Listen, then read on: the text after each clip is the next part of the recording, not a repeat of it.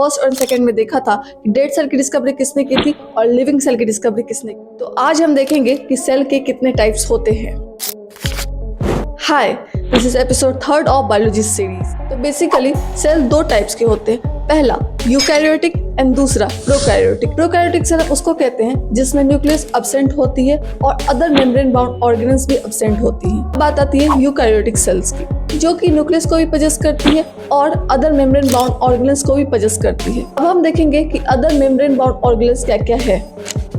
सबसे पहले नंबर में बात करेंगे न्यूक्लियस, जिसको हम कहते हैं ब्रेन ऑफ द सेल। इसमें डीएनए भी स्टोर होती है और ये सेल में होने वाली सारी एक्टिविटी को कंट्रोल करती है। दूसरे नंबर पर बात करेंगे माइटोकॉन्ड्रिया की। माइटोकॉन्ड्रिया को कहते हैं powerhouse of the cell, जहाँ पे एनर्जी जनरेट होती है। Right now are you feeling energetic? Thank you mitochondria.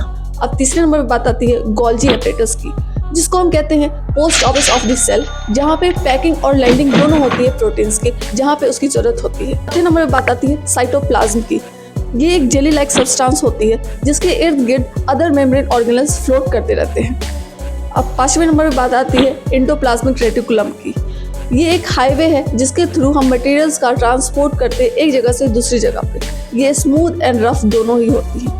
और फाइनली हम छठे नंबर बात करेंगे सेल मेम्ब्रेन की। ये एक सिक्योरिटी गार्ड होती है जो कि कंट्रोल करती है क्या अंदर आ रहा है और क्या बाहर जा रहा है। ये सेल मेम्ब्रेन सिर्फ और सिर्फ एनिमल्स में ही प्रेजेंट होती है। अब हम प्लांट्स की बात करें तो प्लांट्स में प्रेजेंट होती है सेल वॉल, जो कि एक्स्ट्रा प्रोटेक्शन देती है क्लोरोफिल की, जिसके थ्रू प्लांट्स अपने फूड को प्रिपेयर करती है through the help of sunlight. And it's the magic of photosynthesis. तो अब तक हमने 3 एपिसोड्स में सेल के बारे में बहुत कुछ जान लिया है। तो अब हम एपिसोड 4 ऑफ बायोलॉजी सीरीज में हम बात करेंगे टिश्यूज के बारे में।